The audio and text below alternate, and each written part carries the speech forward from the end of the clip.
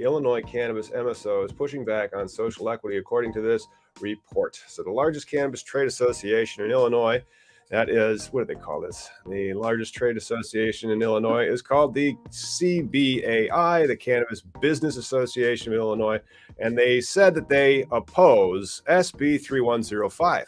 And SB 3105 would allow the craft growers that we're trying to raise money for, a few of them, would go up from 5,000 to 14,000 square feet overnight, making it a substantially more lucrative pitch toward possible investors, because you really are like driving your top line revenue almost by about 300%. So but like why, from 5,000 to 14,000. Why are people with money afraid of competition? This is the great thing about America, right? They said that they aren't afraid of competition. That came out a couple days after the Grown In article that was picked up by MJ Biz.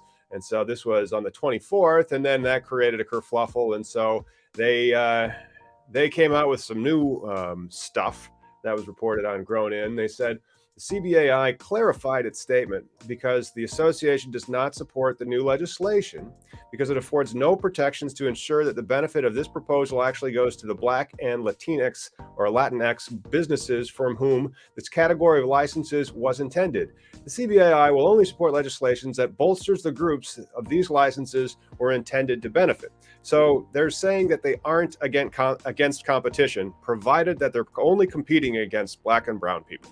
This is just dumb, though. Like, this just all this fear mongering about like the plant, the law, like equity versus equality is just dumb. Like we should be past this point where it's a non sequitur, right? This is a non-issue to most people when it comes to like the plan itself. If you see it, you're not freaking out. But yet, because we've imagined the stigma that has existed for so long, there is a small portion of people who are in power. That small portion of people that both the Dems and the Republicans are trying to appease, right? Like, did you watch that the president's what is it, the speech last night? What the hell is it? The State of the Union. That was what we should have actually led with, to be honest, simply because the State of the Union was the thumbnail, and then relevancy goes like this. Oh, that's what that's about. And then people click on it, and then if it's not about that, they go, why did I click on this? And so, So did you notice that in the State of the Union, there was nothing about weed? Nothing. There was so stuff about opioids. Yes. Yeah.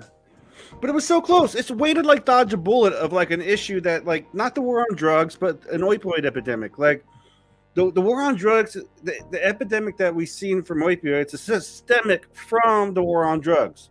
The ignorance, related. The lobbying, all this fear mongering that's going on right now. They want you to think like crime is worse and everything, don't go outside your door because everybody's going to have a gun and shoot you and stab you.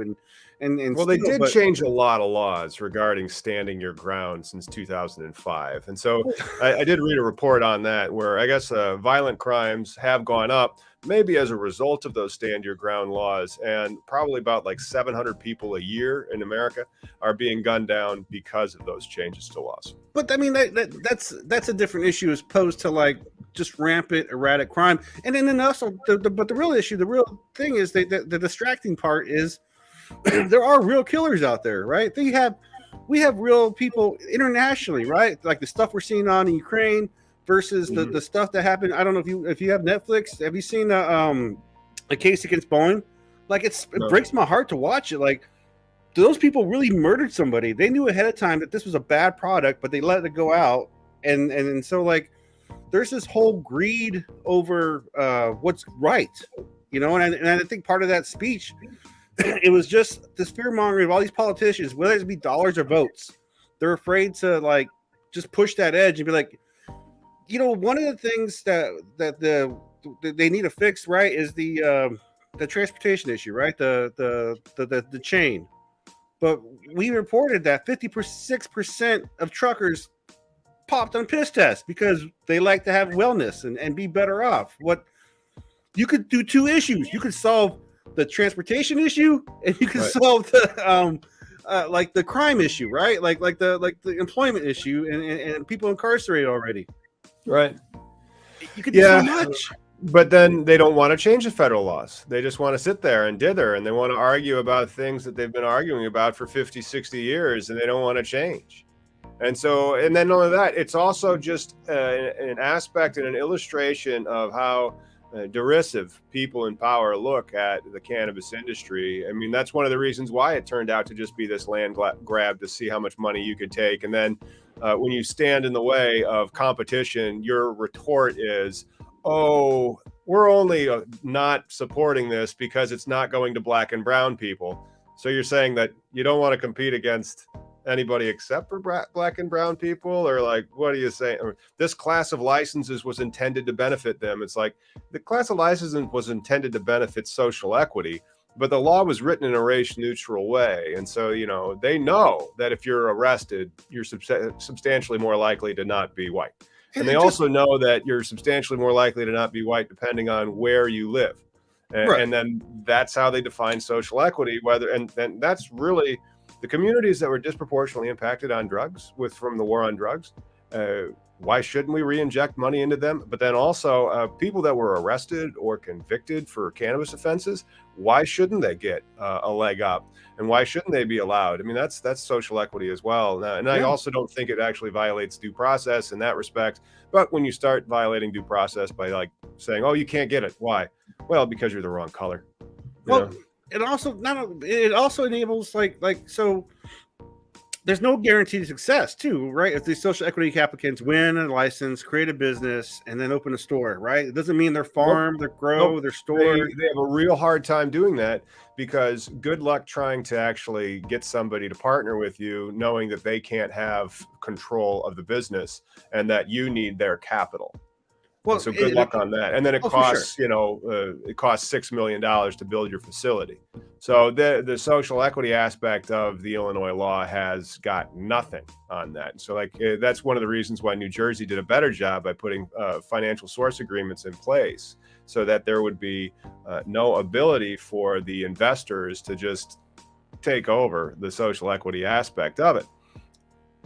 But with enough lawyers, they'll figure out a way. And that's always part of the problem of prohibition.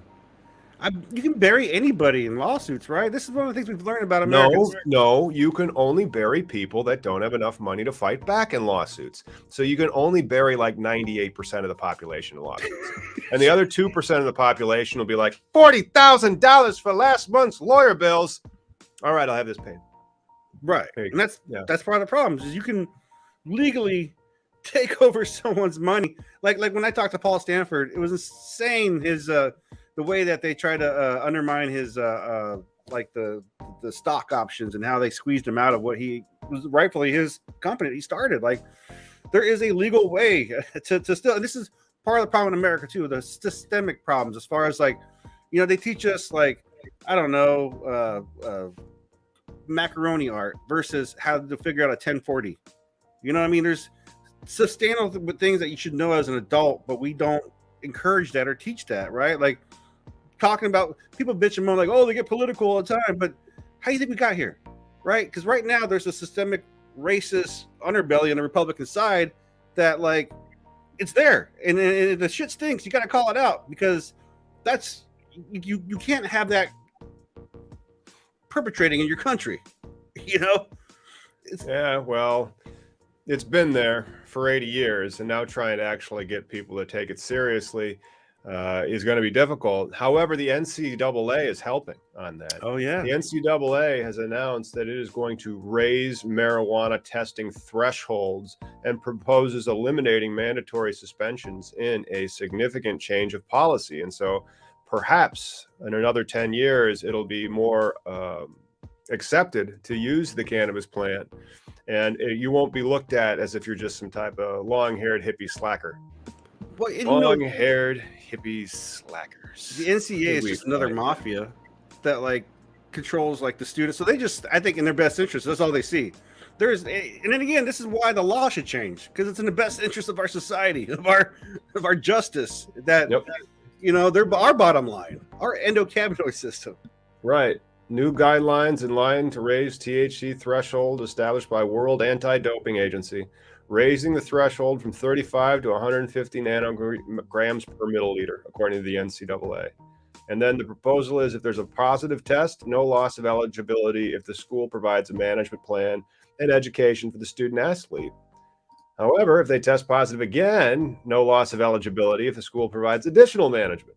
However, the student athlete must be withheld from 25% of regular season contests if they were not compliant with the original management and education plan. Third positive, no loss of eligibility. However, you have to sit 50% of the time. And so you're still eligible. You just have to bench the person. Yeah, but the NCAA is just like the FDA of fucking sports. You know what I mean? It's got little credibility for most people. I recommend you watch the Phil DeBranco. He covers the NCAA as far as, and I don't care about sports. I really don't care about anything. Right. All right, and we're Audi 5000. Thanks for hanging. Thanks for hanging, everybody. Don't forget to join the channel. All those members. I got Tasha saying hi.